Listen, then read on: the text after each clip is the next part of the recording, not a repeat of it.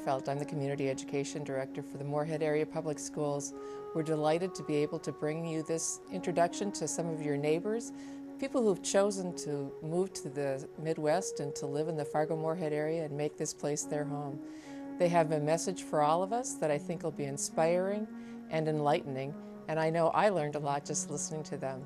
We're grateful for the Walmart Corporation for giving us a grant to be able to do this project and hope you enjoy learning about your neighbors.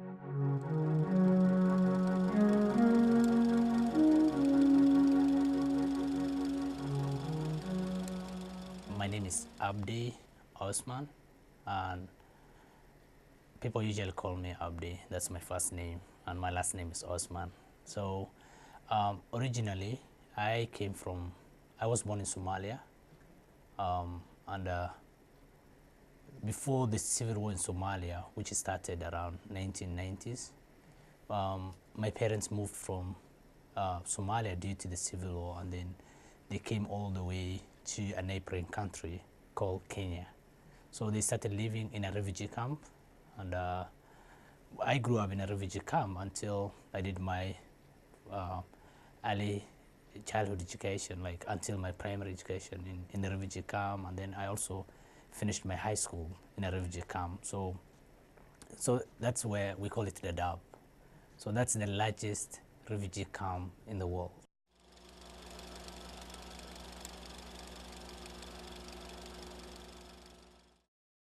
In terms of community-wise, people who are there, it's a very diversified area. It's like people around Eastern Africa are always there, and the predominantly people or society is Somalis.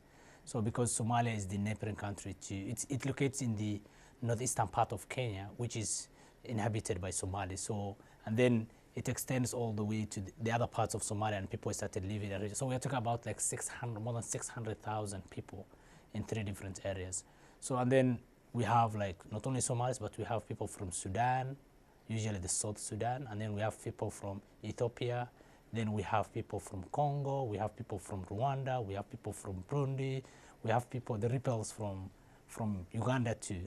So all these groups are there. So either somebody's there because he left his country because of a civil war, or which was instability, and then or he left there because of political issues, like people sick, being a refugee because they're seeking like political asylum. So we have like that diversified people. So, and then it looks like a normal area where you have like UNHCR is just taking care of people, but we have also some other organizations like Save the Children.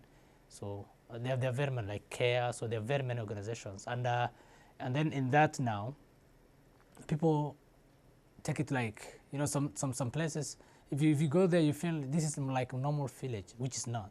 But in terms of when you're youth and you need really like youth development, it's really very rare for you to get whatever you want. You know, you cannot pursue your goal because you have limited resources, and then you cannot go out to other parts of Kenya.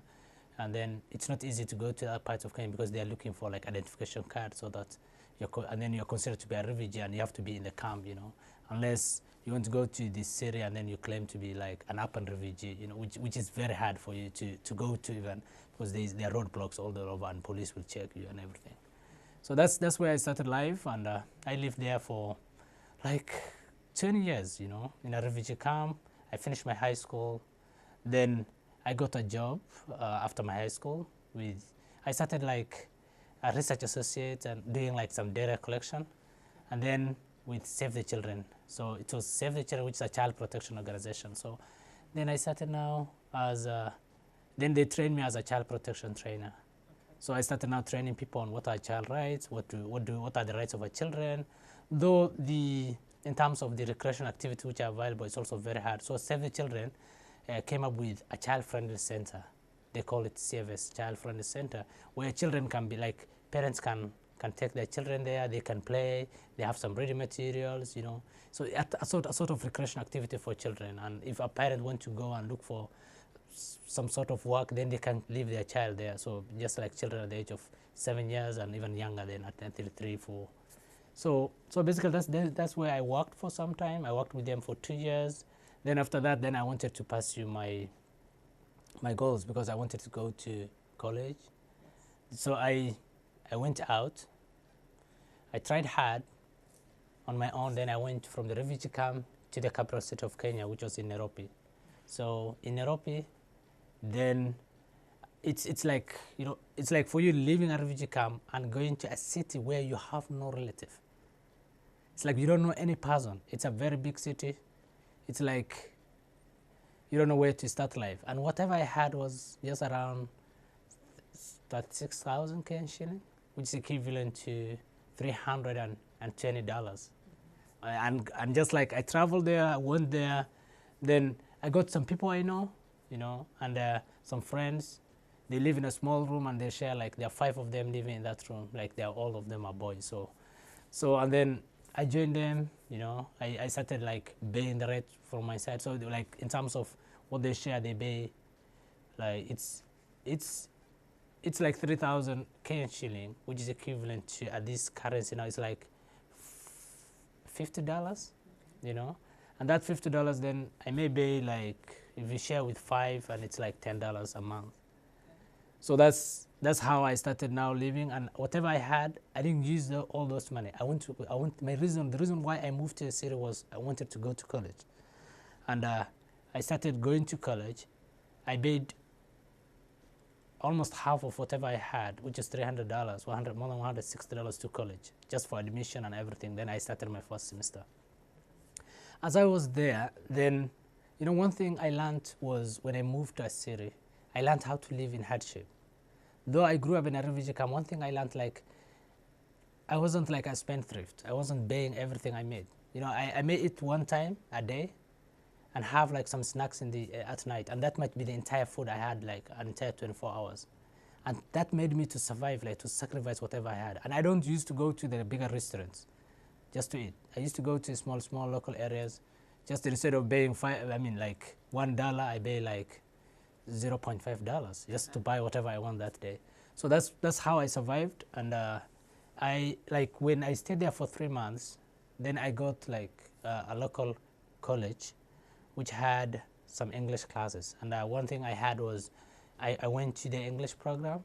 Then it was offered by, they had certification from UK, a college by the name City and Guilds London Institute. It's an English, they offer English internationally, and then they have certifications. So I went to the program too. I had a friend who, they said, like, we can give you like a scholarship sort of program, and then once you're trained, then you can be one of the tutors. So that's how I went in. Then in 3 months, I was able to do like preliminary level, which is the first level. Then I was able to do the second level and the third level in 3 months. So I attended all the exams and I passed well. So then they said, like, Abdi, then you are the guy we are looking for, so you can start teaching. So I started like a salary of like $70 a month, you know. Then that's how I survived. So out of that $70, then I can use like $30, and the other $40 I pay with college. So that's how I finished my first associate degree in social work. And with my experience working with organizations like Save the Children, then I didn't give up working with people. So I continued, and when I was still there, then I got like some other local organizations, and I worked with them voluntarily on my weekends. And then after I finished my associate, then I got a job, now a para job with $300 a month. So then that's now where I started live. I worked with them for another 2 years. Then I got another organization now, a para organization, which now they look like more like an internationally. So that now took me back to where I came from before, which was in Somalia. So living in Kenya, but this time, this organization wanted someone who can work with them in Somalia and Kenya, who can speak Swahili, who can speak Somali, or all the dialects of Somali. So the good thing about me is, like, I speak Somali, but the 2 dialects, there's the Mai and there's Maha, which is the 2 dialects of Somali. So I speak both of them. So, and then again, I also speak Swahili. So this has given me like more chance there. And then with my background in social work, this was the other opportunity, you know. So I went back to Somalia. I traveled back to Somalia, the different part of Somalia. I worked with people, and that now has opened doors for me. So people like started learning me, you know. I started growing, and from a child protection perspective, then I moved to working with people in terms of building their livelihoods. How do you create income for people? Because I was a survivor, you know. When you're a hustler, then you know what people really want, you know. That's the thing. And for me now, striving hard in life and making sure, building who I want to be in future, then I started now working with people in terms of like, how do they create income for themselves? Like we call it income generating activities. So I started working with the organization in terms of building livelihoods. So I went back to Somalia. I always travel in Kenya, Somalia. Then I worked with them for, it was a French organization by the name Agency for Technical Cooperation and Development. It's called ACTED. It's based in Paris. So, but they work international. So they work like around more than 50 countries in the world. So that's where I started working. I started learning people who work from different countries, people from UK. I had a boss from UK. My boss was called Catherine Hingley. So she was my line manager. I worked with her for 2 years, and you know, out of that now, I learned like what my place was. I went back to Somalia. I went back to where we originally came from, and you know, you'll understand like when a country had civil war, you'll see all the aspects of like the effects of the war in terms of like demolished houses. You know, you'll hear of several people died in this number of days. You know, you'll hear of people suffering from hunger. You know, and even some areas there's no social facility. You'll even understand like when you're traveling out, the roads are very rough. You can spend more than, let's say, that's like more than 20 hours in 70 kilometers road, which is 70 miles. You know, for you to cover 70 miles, you spend 20 hours. It's like everything is hooked up. From here, sometimes you might even push the car because you cannot drive it to do the halts. So you'll understand. So you'll say that these are the effects of the war in this. In all parts of the country. So and then again, out of that now, during this period, which I didn't say that I moved from the refugee camp in the year 2008. By the end of 2008 and 2010. I got married. I got married to a girl from US. She lived in Arizona, Phoenix, but I knew her family. We knew each other. Then we started like we talked, and the family agreed. Then she traveled back after she got her passport. She traveled back to Nairobi. We met. We had our wedding there. Then I had my firstborn in Arizona because they came back when she was like 6 months pregnant. Then we got a baby girl. So I have my first daughter, Sudi, who was born in Arizona. And then, so how I moved in after working with organizations for like 7 years in different capacities. Then my wife came back again in 2013 to Nairobi again. We stayed. Then she got pregnant. And when she got a baby boy this time. So after we got the second born, then I thought like my wife really needs my help now because we have a number of children. She's the one taking care of. So I decided with her now that I have to move with them. So I have to be with them instead of living alone. So that's how she applied a visa for me. I went to all the processes. It's a very long process. When you want to get a visa from UN, it's really very, very strict, and it's an entire long process. So I went all the processes, filling out papers, doing interviews from one interview to another, you know. So they did all background checks, who I am and everything. Then I brought all the forms they need from me. And so at the end of in the middle of 2014, around July, then I got my visa. Then in within 2014, by September, I moved in. So I traveled, you know, it was like, for me, moving from Somalia to a refugee camp, and then moving from a refugee camp to a bigger city, which is in Kenya. Then moving from now the bigger city to 2 years now. There's another challenge, and you know, because I used to travel, you know, through aeroplane, which is flights. I had flights. You know, whenever I traveled to Somalia, I used to have like flights from Kenya to Somalia, and then some areas I went, then there's no flight, then I have to travel on road. So by road. So all these things, it was really some experience for me too. So I traveled like 27 hours from Nairobi to Sembal in Minneapolis. So in Sembal. So that's where I moved to, and it was really a good experience for me. I came in, it's a new life, new people, you know, it's like again a different weather, totally different, you know. Very cold. Very cold. And then I came on just like it was in September. I came on 3rd of September, yeah. So and then Then the winter started around by October. So that was another experience again. So yeah, my wife was like, she lived here for like more than 10 years, and it was easy for me like to go to wherever I want because she was the one who was driving. You know, she takes me new places, go to like places like Walmart, you know. So with all this, then I started now going into getting my social security, getting my green card, you know, with all this process, and everything went well with me. Then now a new life now, I started now, I had some background in terms of driving. I learned in, you know, I was driving in Kenya, but I didn't drive my own car, but I learned, like I paid driving school and I was able to drive. Then here now it's just like, but we didn't have all these lights, you know.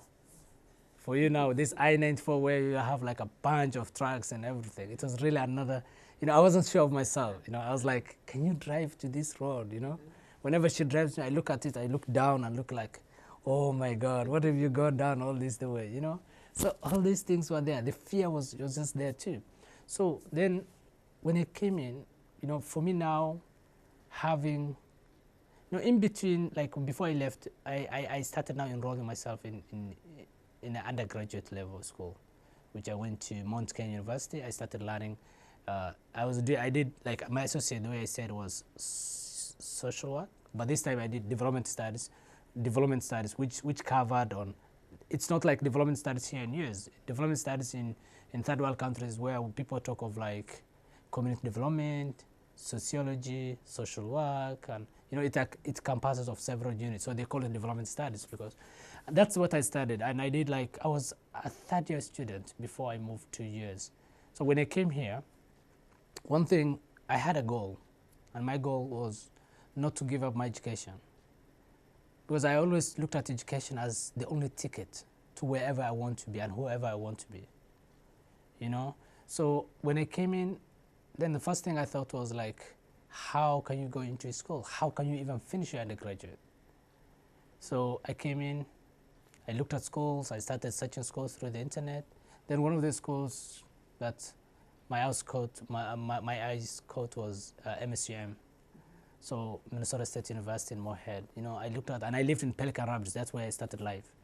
So, and this is the nearest school that I could even drive, you know, and all these things. So then, out of that, I came into the admission department one day with my wife. I asked them questions. I brought in all my certifications and everything. Then they said, like, we cannot evaluate all these credentials. We want you to go to and seek a third-party evaluation company which can evaluate your credentials. Then there's the Western Education System, which is one program which also does evaluation. And then they have the ECE, which is Education Credentials Evaluation. So I looked at the education evaluation credentials. I talked to them. They asked me to pay like $200 something, $240 I think. Then they were asking like my original transcript and everything. So I sent all the information to them. They went back to, they communicated back to where I stated all the, and then they changed all my credentials to the US system. So then I came back. I thought of what to do. You know, I did development studies, but then there's no development studies here. This development studies is like we're talking about the industrial world, so which is totally different, far apart from whatever I learned. So and then I looked at my own. I searched like what other programs they have. Then the sociology department was something that interested me more because I'm a man of society. You know, I worked with society. I know who people are. You know, and that really attracted me more to the course then. And with social work, the difference was like, whatever I do is more based on research thing. And social work was very specific, and sociology is just like a very wide field where you can do whatever you want. Then that's why I went into the sociology department, and then I had like more like, they considered me more like an associate level, you know, where I have like 2 years and I need 2 years to finish. So I'm still in school and hoping to finish by May 2017. Okay. So that's where I started. And then one other, you know, when you come to new places, one thing that you learn is the culture of people. And then the weather was another thing. You know, for me, having like very heavy clothes, jackets, you know, the way we dress here now during winter, was really something strange. Whatever we had, you can wear suits, yeah, when you have like some sort of, when you have a party or you have invitation or anything, or when you're doing like office work. but heavy jackets and boots and, you know, those things were not there. I used to have like sandals, very open shoes, you know. So and then that was one thing. And then the first challenge I had when I looked for a job. And when I started looking for jobs, I started like applying online.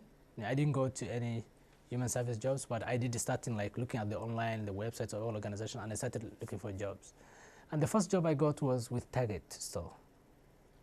With Target store, they employed me as their sales floor team member, and which sometimes you have to go to the cashier, stand there for like 8 hours, and you know that was really tough for me.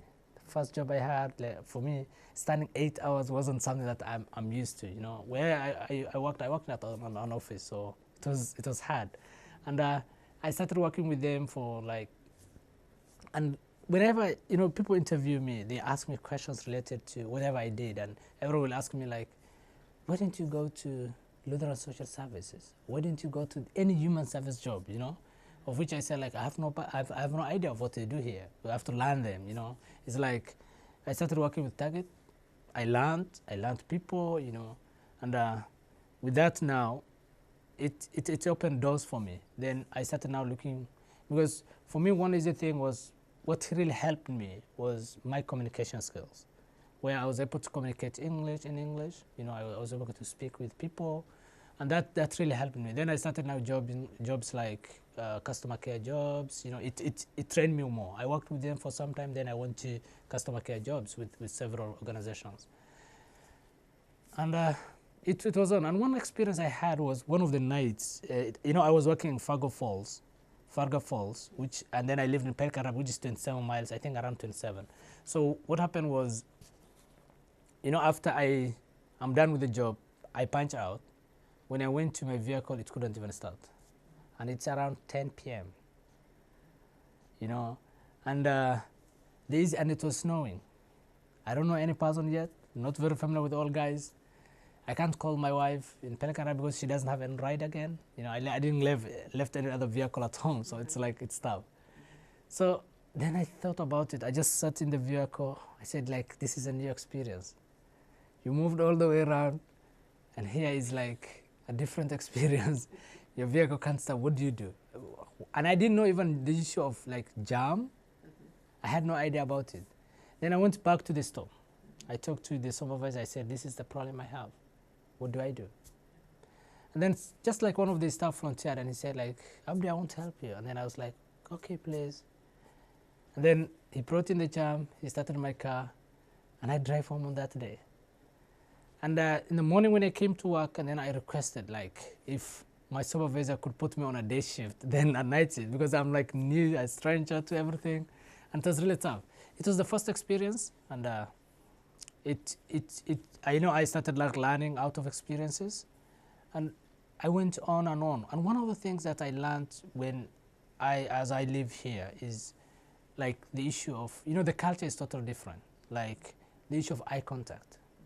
For us, where I came from, we don't look directly to the eyes of our parents, like, or any elder person. We respect people. We usually bow our hand to them whenever they greet us instead of shaking directly with them. Which is now in years of like, if somebody doesn't even shake well, it's like this person's not fine. That's something totally different. And I was like, whenever I look at people, they look at me directly. When I don't look directly, people might consider like, why is he not looking at you? Or which they may consider it to be like disrespectful. Which to me, it's like out of respect. That's one thing. Like I started talking to people and teaching them about sometimes whenever I have like the host community, whenever I have friends like white guys or any other people who grew up here, I always tell them about like that's what we do. And then our women even don't shake hands unless they stretch out and then you want to shake them. Some of them, for me, like I shake them, but some people don't shake.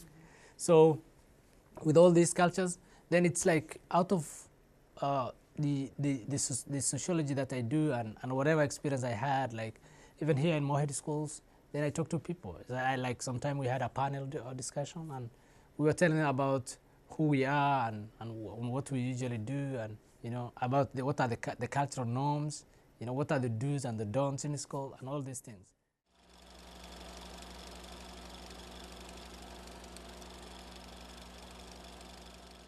Like now, my daughter can speak some Somali, but not as we speak as Right. parents.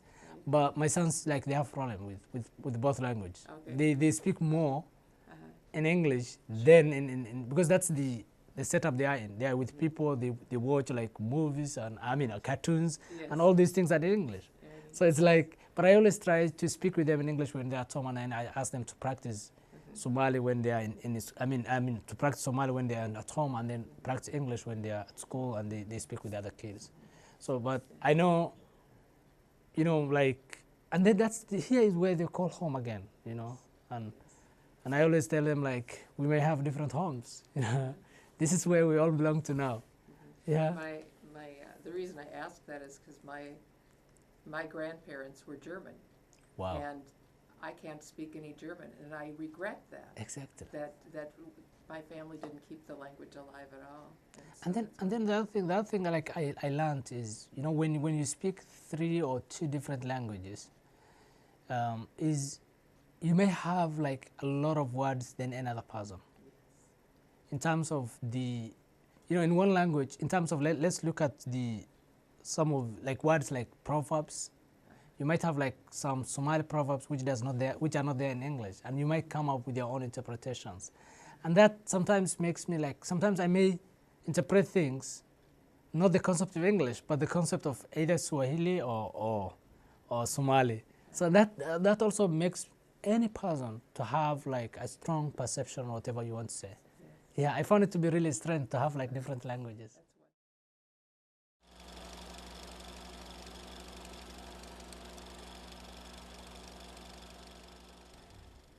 I think that's a very good question. And it's like, one thing that we need to know is, depending on which color we have, whatever color you have, we all have the same blood, right? And all our blood are red in color, right? So it's like, whatever needs you have is the same thing. What I want to tell my neighbors and any other person I work with or any other people in the society is like, our similarities are far more than our differences. The pigment of our color might be different, but whatever we share in common overdoes whatever we don't have, like we don't share. Like I may not speak the same dialect that you speak, or I may not pray even the same way you pray to God, but we all pray to the same God, So we have like a lot of common things, and that's what we need to look at. You don't consider like the color of the person or the particular nationality of that person, but the most important thing is to consider what the unique talent that person has. What can I contribute to this society? That's the most important thing. And having like one thing I know, and I really appreciate like the forefathers of this country, is like US is a very it's an immigrant, it's an entire immigrant population, but that's one. And the second thing is like all these people, they came with different talents. They came with different background. And that's why US moved far more than any other country in terms of progress, right? So, and that's what we need to look at, And then these young children who are born here and those who are born, in other countries, they are different. But each of them can contribute something different. That's why they're different. And that's what we need to be proud of. And that's what we need to look at. We need to embrace diversity and inclusion.